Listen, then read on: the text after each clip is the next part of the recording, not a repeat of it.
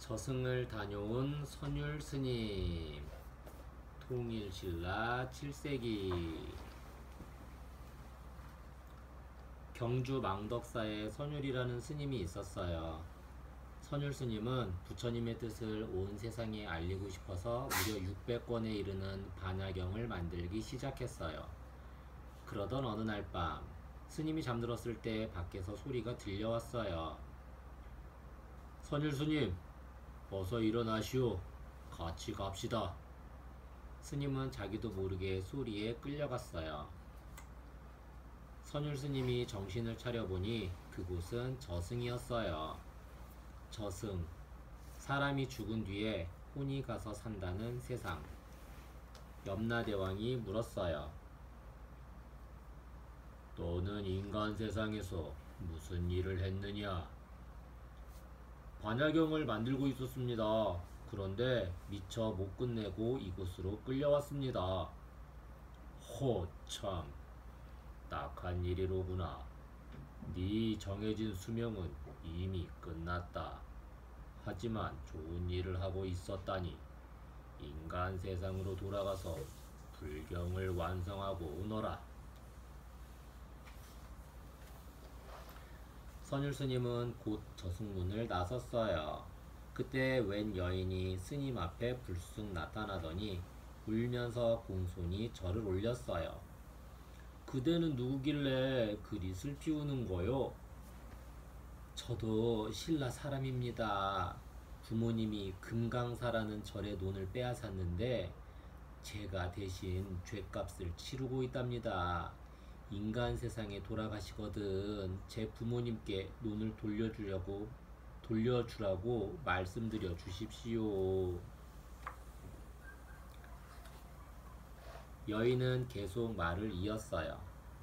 한 가지 더 청할 것이 있습니다.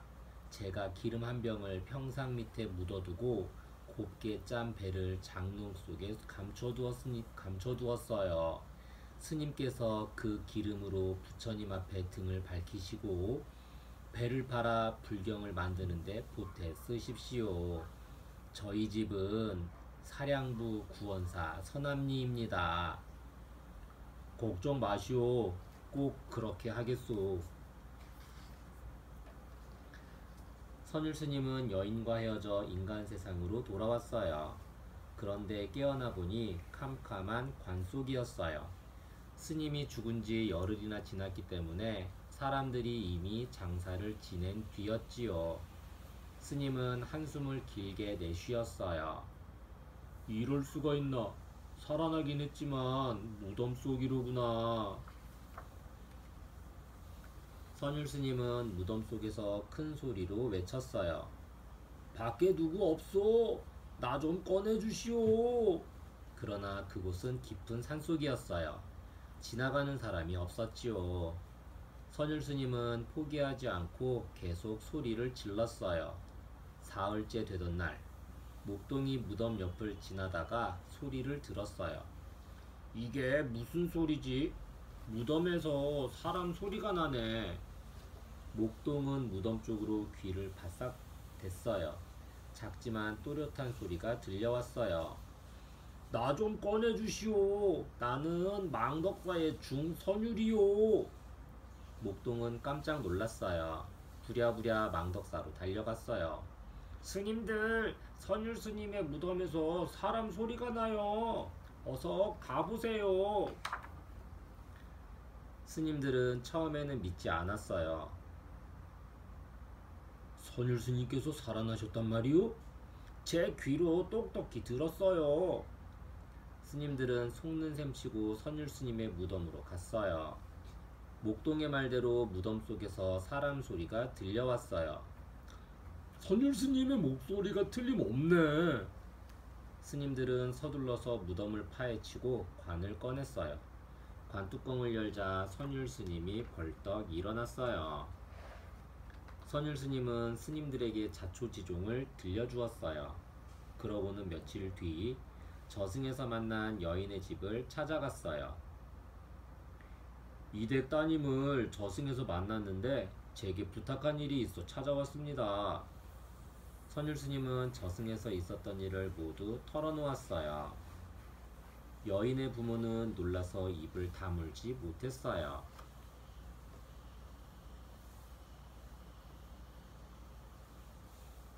그 아이는 벌써 15년 전에 죽었답니다. 부모의 죄 때문에 딸이 지옥에서 15년 동안 고통받았소. 어찌 그 죄를 다 갚을 것이오? 선율 스님이 꾸짖자 여인의 부모는 눈물을 흘렸어요. 저희들이 잘못했어요. 절에서 빼앗은 돈을 돌려드리겠어요. 선율 스님은 여인이 말한 대로 평상 밑에서 기름을 찾고 장롱 속에서 곱게 짠 배를 찾았어요. 여인이 부탁한 대로 기름으로 부처님 앞에 등을 밝히고 배를 팔아 불경을 만드는데 보탰어요. 그날 밤 망덕사로 돌아와 여인의 명복을 빌었어요. 그러자 여인의 넋이 찾아와서 말했어요. 스님, 고맙습니다. 스님의 은혜를 입어 이제 지옥의 고통에서 벗어났답니다. 선율 스님에 대한 소문은 온 고을에 퍼졌어요. 저승에 간 스님을 반야경을 만들라며 염라대왕이 인간 세상으로 돌려보냈대. 스님이 지옥에서 고통받는 여인을 구해주었다는걸? 우리도 스님이 불경 만드는 일을 돕도록 하세. 사람들이 모여들어 불경 만드는 일을 거들었어요. 그리하여 일이 훨씬 빨리 되어갔지요. 마침내 반야경 600권이 완성되었어요. 어떤 사람은 쌀과 곡식과 철을 가져오고 어떤 사람은 글씨를 썼으며 어떤 사람은 책을 묶었어요. 여러 사람이 힘을 합쳐 불경을 만들어낸 것이에요. 나라에서는 반야경을 귀하게 여겨 경주에 있는 책 창고에 넣어두었어요. 백성들은 해마다 봄과 가을이 되면 반야경을 돌려 읽으며 재앙이 물러가기를 빌었답니다. 저승을 다녀온 선율 스님. 선율. 삼국유사에는 저승에서 다시 살아 돌아온 선율 스님에 대한 이야기가 실려 있어요. 망덕사의 선율은 불경인 반야경을 만드는 도중에 저승으로 끌려갔어요. 염라대왕은 선율이 반야경을 미처 못 끝내고 왔다고 하자 이승으로 돌아가 반야경을 완성하라면서 살려주었어요. 저승문을 나서던 선율은 부모가 금강사의 논을 빼앗아 저승에서 대신 죗값을 치르는 딱한 여인을 만났어요. 여인은 자신의 고향집을 찾아가 부모에게 이 사실을 알려 논을 금강사에 돌려주게 하고 자기가 살아있을 때 집안에 감춰둔 기름과 배를 찾아내 부처님 등불을 밝히고 불경을 만드는 데 보태라고 했어요. 이승으로 살아 돌아온 선율은 죽은 지 열흘이나 지난 뒤라 눈을 떴을 때는 무덤 속이었어요. 마침 무덤 옆을 지나던 목동 덕분에 사흘 뒤에야 무덤에서 나온 선율은 저승에서 만난 여인의 집을 찾아갔어요. 여인의 부모를 설득해 잘못을 빌게 하고 기름과 배를 찾아내 여인이 원하는 대로 썼지요.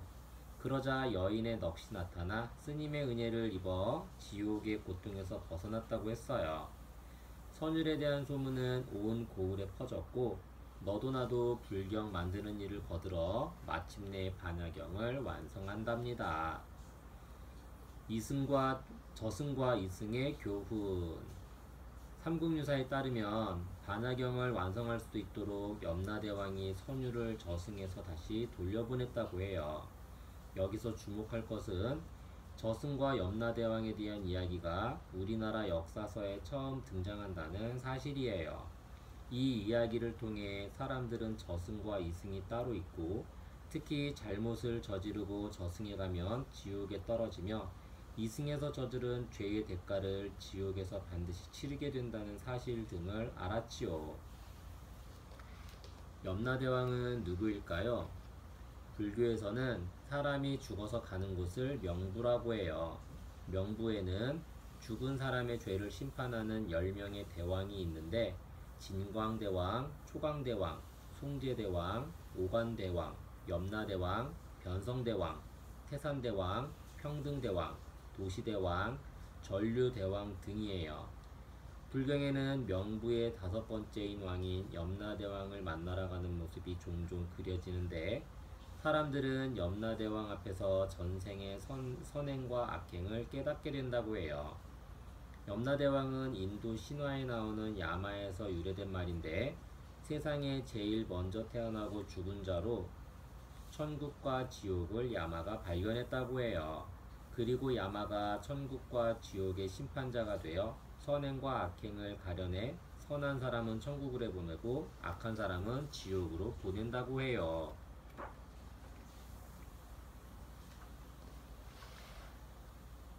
반야경은 어떤 경전일까요?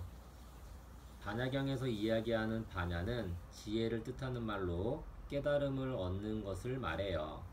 중국에서 우리나라로 전해진 반야에는 스스로 존재할 수 없는 공이 반복되면서 존재한다는 내용을 담고 있어요. 즉, 모든 것은 인연에 의해 생겨나고 고정되어 있는 사물이나 영원히 존재하는 것은 없다고 보지요. 따라서 반야경에서는 나 자신도 영원할 수 없고 내가 살아가는 이 세상 또한 영원할 수 없다고 해요. 큰 일은 작은 일이 모여서 이루어진다. 이 이야기의 내용을 한마디로 말하면 선율이 600권짜리 반야경을 만들었다는 것이에요. 이야기 중간에 선율이 저승에 가게 되고 그곳에서 불쌍한 여인을 만나며 이승으로 돌아와 여인의 문제를 해결해주는 내용이 섞여 있지만 결국은 무사히 그 엄청난 책을 만들었다는 것이지요. 큰 뜻을 품으면 선율은 저승까지 갔지만 염라대왕이 그를 다시 이승으로 돌려보냈어요.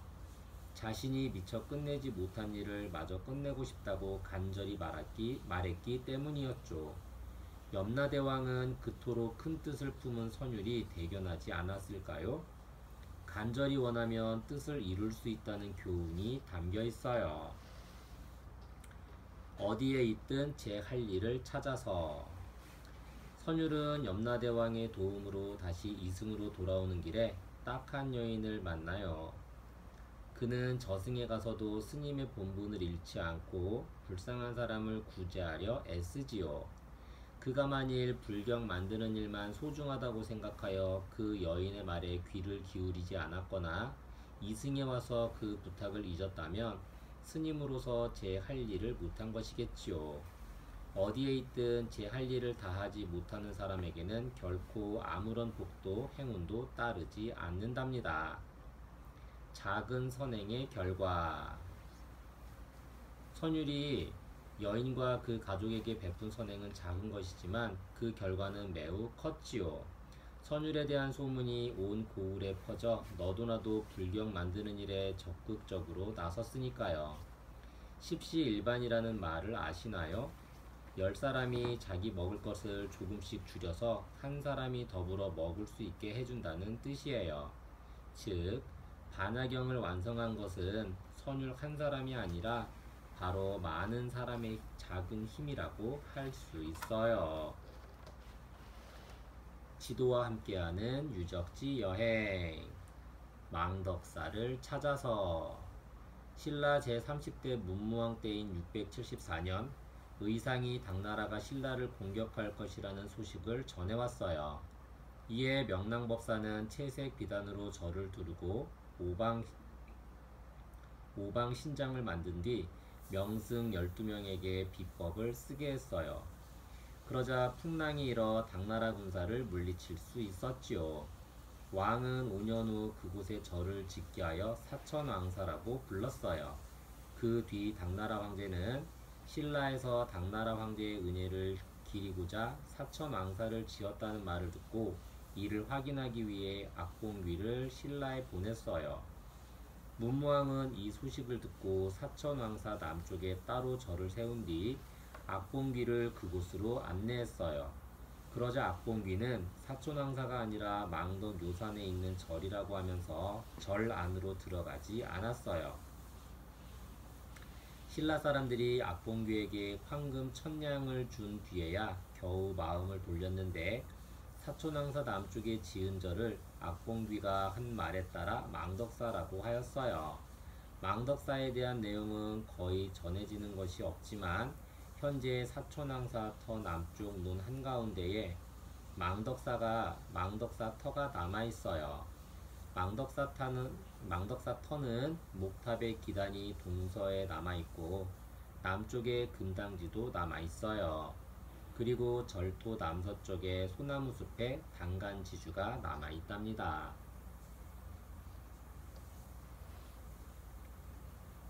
676년 신라 삼국통일, 685년 구주오소경 설치, 692년 설총 이두 정리, 751년 불국사 석굴암 세움, 771년 성덕여왕 신종 만듦, 788년 독서상품과 설치, 828년 장보고 청해진 설치.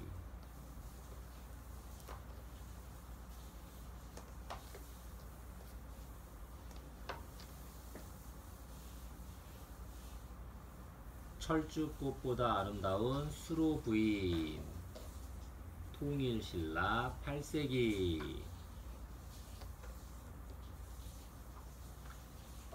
신라 성덕왕 때 순정공이 강릉 태수에 임명되었어요. 순정공은 아내 수로 부인과 함께 하인들을 거느리고 강릉을 향해 떠났어요. 일행은 바닷가에 이르러 점심을 먹게 되었어요. 그곳은 푸른 바다가 펼쳐져 있고 바위산이 병풍처럼 빙 둘러서 있었어요. 경치가 빼어나게 아름답구나. 순정공은 주위를 둘러보며 감탄했어요. 어머나, 저기 좀 보세요. 어쩜 저리 예쁠까요? 수로 부인이 고운 손가락으로 가리킨 건 절벽 위에는 붉은 철쭉꽃이 탐스럽게 피어 있었어요. 수로 부인이 일행을 돌아보며 말했어요. 누가 저 꽃을 꺾어다 주지 않을래요? 그러나 아무도 나서는 사람이 없었어요. 사람이 오르기에는 벼랑이 너무 높고 험했지요. 꽃을 꺾어다 주는 사람이 아무도 없구나. 수로 부인은 꽃을 바라보며 슬프게 중얼거렸어요. 바로 그때 웬 노인이 암소를 몰고 가다가 말했어요. 부인, 저를 부끄럽게 여기지 않으신다면 저 꽃을 꺾어 바치오리다. 수로 부인은 깜짝 놀랐지만 이내 고개를 끄덕였어요. 노인은 암소 고삐를 놓고 절벽을 오르기 시작했어요. 사람들은 가슴을 졸이며 노인을 지켜보았어요.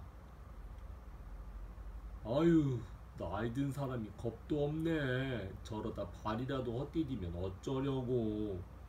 그러나 노인은 가파른 절벽을 잘도 타고 올랐어요. 노인은 꽃을 꺾은 뒤 무사히 내려왔어요. 그리고 수로 부인에게 꽃을 바치며 노래를 지어 불렀어요. 이 노래가 바로 헌화가, 즉 꽃을 바치는 노래예요.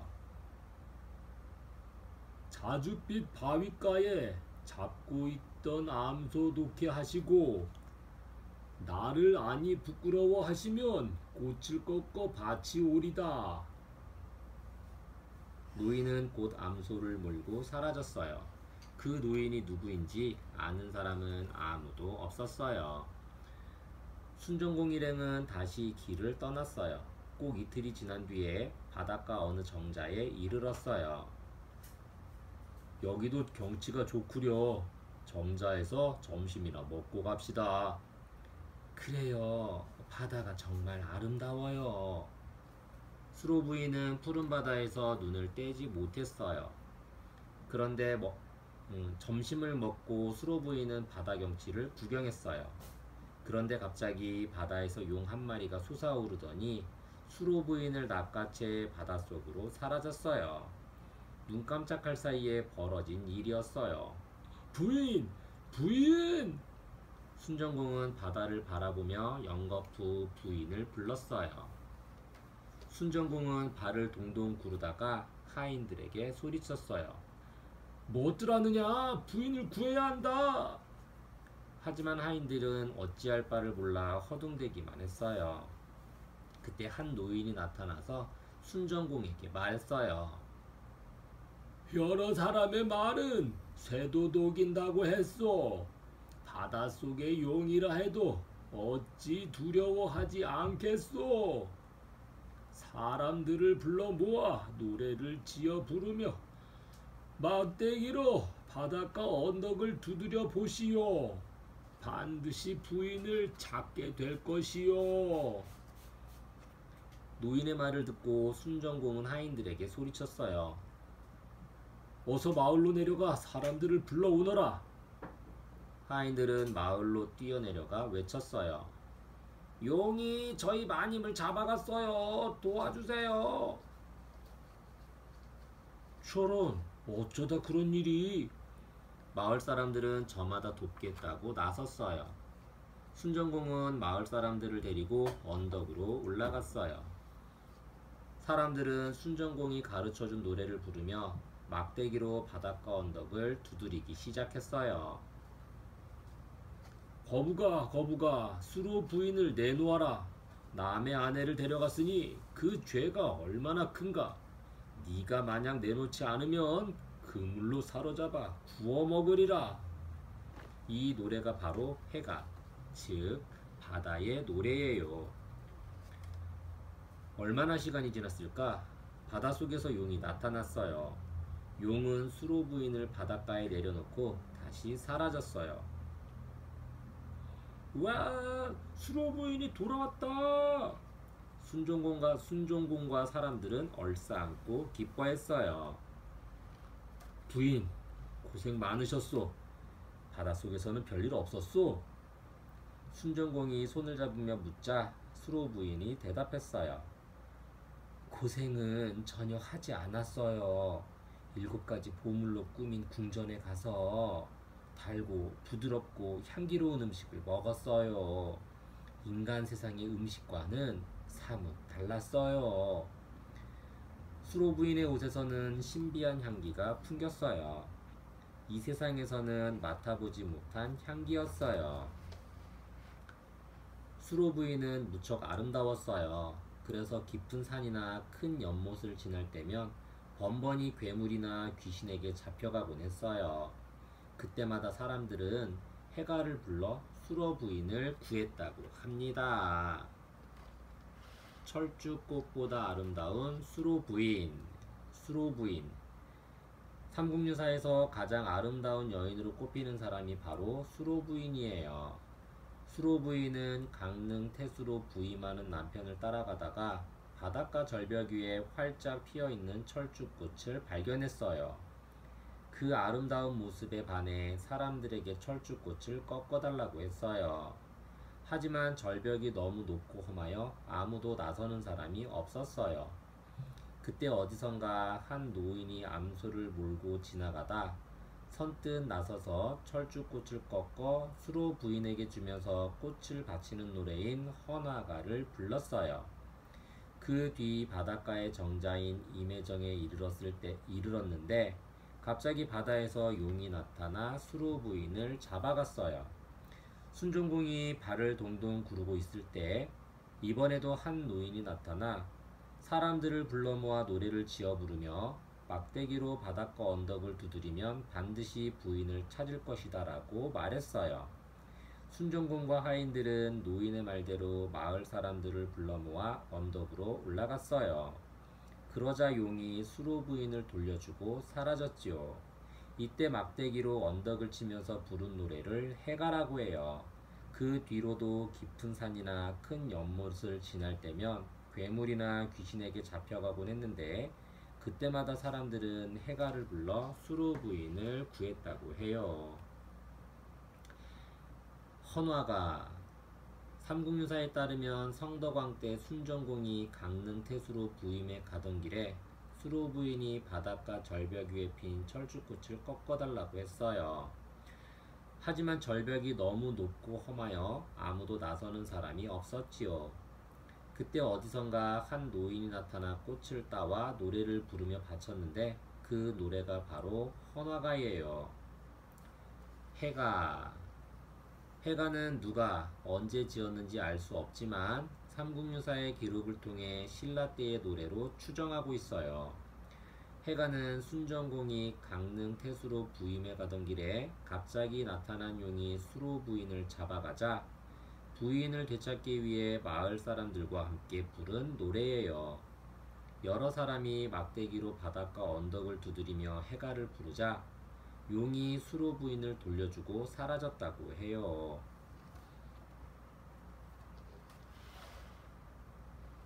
위험한 길을 가는 뜻. 이 이야기는 아름다운 여인이 남편과 함께 길을 나섰다가 위험에 처하는 이야기예요. 물론 경주에서 강릉으로 가는 길이 쉽지만은 않았을 테지요. 하지만 그런 일들이 생긴 것은 단순히 길이 험해서만은 아닐 거예요. 신라 제33대 성덕왕의 명령으로 가는 길에 어려움이 따르는 상황에서 나라의 질서가 바로 잡히지 않았다는 것을 알 수 있기 때문이에요. 그렇다면 수로 부인이 여러 번 납치되는 건 역시 그런 어려움의 표현으로 이해할 수 있겠지요. 점심과 노인의 의미. 순정공 일행은 길을 가다가 하필이면 점심을 먹을 때 어려움을 당해요. 물론 길을 가다가 밥을 먹는 것이야 흔한 일이지만 이 일이 2번이나 기록에 남았다면 거기에는 깊은 속뜻이 있을 것이에요. 처음 점심을 먹을 때 웬 노인이 나타나는데 이 사람 역시 보통 인물이 아니에요. 순정공을 따라가는 젊은 호위병도 많았을 텐데 어떻게 그들이 마다한 일을 노인이 해낼 수 있었을까요? 점심을 먹었다거나 정체를 알 수 없는 노인이 나타나는 것은 이들로 상징되는 어떤 특별한 의식 행위가 있지 않았을까 생각돼요. 이를테면 제사 의례와 같은 행사 말이에요.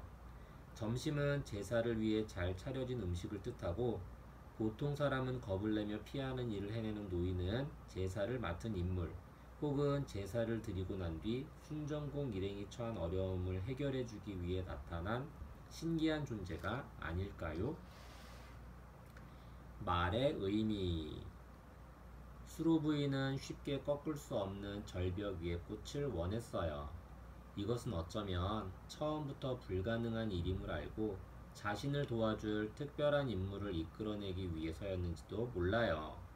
과연 길을 가던 노인이 나섰지요. 이때 중요한 것은 말이에요. 노인은 저를 부끄럽게 여기지 않으신다면 꽃을 꺾어 바치오리다 라고 말하고 꽃을 꺾어 바쳤어요. 그뿐만 아니라 2번째 나타난 노인도 여러 사람의 말은 쇠도 녹인다는 옛말을 꺼내며 문제를 해결하려 했지요. 여기서 중요한 것은 그렇게 해서 실제로 불가능한 일들을 해냈다는 사실이에요. 수로 부인은 노인을 꺼리지 않아서 꽃을 얻었고 납치된 수로 부인은 여러 사람이 함께 부른 노래 덕분에 구출되었어요.